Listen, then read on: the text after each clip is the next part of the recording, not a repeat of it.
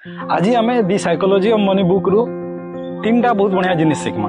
पहलाटा है जे असल संपत्ति आखि नहीं दिशे।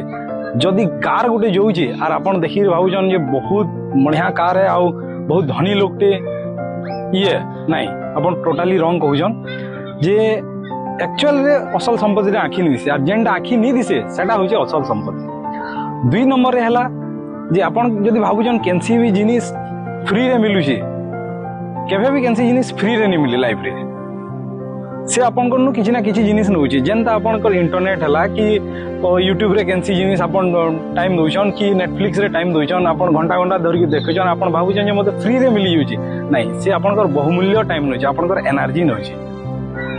तीन नंबर रे हला आपन पाखे यदि संपत्ति अच्छी धन अच्छी आपन धनी अच्छन धनी हवाटा इंपोर्टेंट है।